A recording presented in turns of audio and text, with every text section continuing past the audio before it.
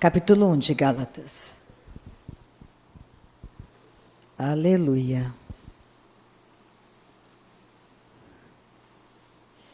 Eu não vou ler o livro inteiro, mas eu quero que você saiba que Paulo escreveu essa carta para a igreja de Gálatas, onde haviam judeus que haviam se convertido. E os judeus convertidos estavam junto com os gentios também convertidos. E de repente começou a aparecer mestres do engano no meio deles, tentando levar os gentios convertidos às práticas antigas da lei de Moisés. A circuncisão era uma delas.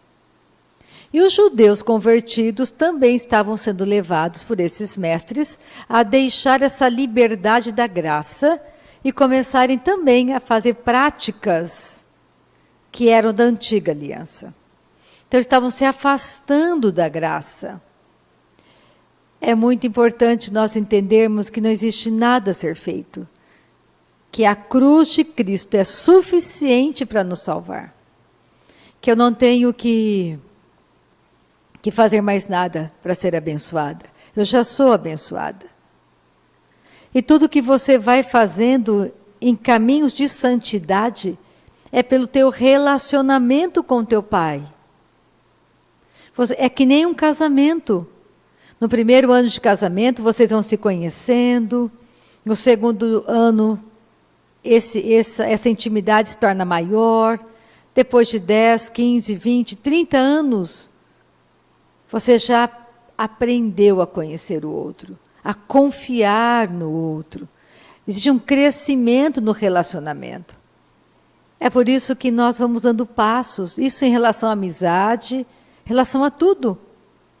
Você não fica apaixonada da noite para o dia. Existe uma conquista. E o padrão para manter a confiança é a verdade.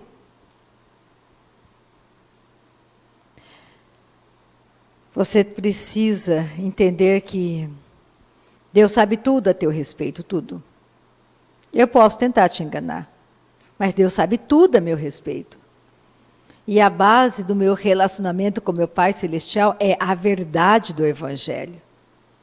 Que eu tenho fraquezas, Ele sabe que eu tenho fraquezas, mas eu não escondo as minhas fraquezas dele. Ele já sabe. Eu luto contra as minhas fraquezas. E nós temos que fazer assim, lutar contra as nossas fraquezas. Então vamos para Gálatas, capítulo 1, versículo 1. Ninguém aprende a ser apóstolo. Você nasce apóstolo. Você não entra para aprender a ser pastor. Você nasce pastor.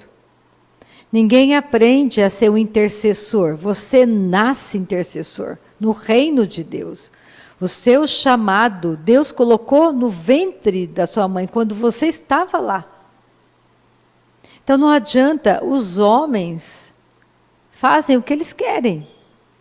Mas isso não vai invalidar o que Deus fala. Se você conhecer essa verdade bíblica, a sua vida vai mudar muito. Porque você não vai ficar buscando a aprovação de homens.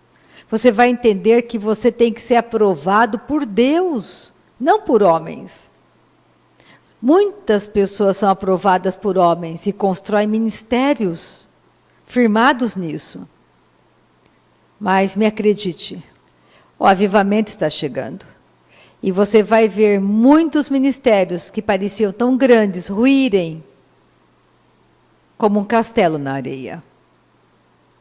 É por isso que nós precisamos nos firmar na verdade da palavra e guardar essa verdade para nós. Gálatas 1:1. Paulo, apóstolo, não da parte de homens, nem por intermédio de homem algum, mas por Jesus Cristo e por Deus Pai, que o ressuscitou dentre os mortos.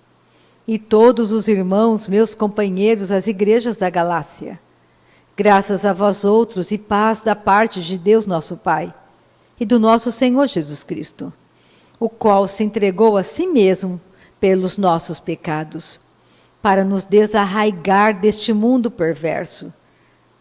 Este mundo é o quê? mau, perverso. Jesus veio te arrancar deste mundo de morte. E Ele te transportou para o reino do Filho da luz. Deus te arrancou por meio de Jesus Cristo deste mundo perverso. E você foi transportado para o reino da luz de Jesus Cristo. Então você está no mundo, mas você não faz parte do mundo. Então pensa comigo. Quem conhece a solução para a tua empresa? Deus. Então quando vem as dificuldades, para quem que você corre? Em primeiro lugar, buscando orientação do seu Pai Celestial, confiando nele, porque Ele tem um caminho para você. Você não vai ser envergonhado nem humilhado. Nós devemos apresentar todas as nossas petições ao nosso Pai Celestial, com ações de graça, porque esse mundo é um mundo mau, mas você não está, você vive aqui, mas você não é daqui. Isso é importante você entender. Segundo a vontade de nosso Deus e Pai, a quem seja a glória pelos séculos dos séculos. Amém. Aí Paulo começa a falar com eles: admira-me que estejais passando tão depressa daquele que vos chamou na graça de Cristo para outro evangelho. E nós vemos muito isso nos nossos dias. Rapidamente as pessoas saindo de um evangelho maravilhoso da graça do Salvador para um outro evangelho, que não é o evangelho de Jesus, que parece ser o evangelho de Jesus, mas não é. É por isso que nós precisamos atentar para o que Paulo está dizendo aqui. Como que eram as igrejas, como eles se reuniam, o que eles faziam, como que eles cresciam na graça, como que era? Da mesma maneira que era no passado, ainda é hoje. E nós temos que começar a atentar para isso. O qual não é outro, senão que há alguns que vos perturbam e querem perverter o evangelho de Cristo. Mas ainda que nós, ou mesmo um anjo vindo do céu, vos pregue evangelho que vá além do que vos temos pregado, seja anátema. É muito comum pessoas passarem tempo e terem visões de anjos que chegaram e anunciaram coisas para elas, coisas maravilhosas, e mudaram completamente a vida dessas pessoas. Infelizmente, muitos estão seguindo esses caminhos. Começa a entender, Paulo está dizendo, naquela época também tinha alguns anjos tentando aparecer no meio da igreja, falando, olha, somos da parte de Deus. É por isso que a segurança está na sua edificação de fé, nesse evangelho simples de Jesus. Avivamento vai chegar, sim. Deus cura, sim.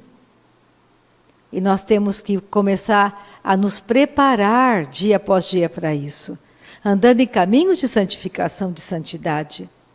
Olha o versículo 9. Assim como já dissemos, e agora repito, se alguém vos prega evangelho que vá além daquele que recebestes, seja maldito, seja anátema. Mantenha firme a doutrina que está falando. Ele fala no versículo 10, porventura procuro eu agora o favor dos homens ou de Deus? Ou procuro agradar a homens? Se agradasse ainda a homens, não seria servo de Cristo. Faço-vos, porém, saber, irmãos, que o evangelho por mim anunciado não é segundo o homem, porque eu não o recebi, nem o aprendi de homem algum, mas mediante a revelação de Jesus Cristo.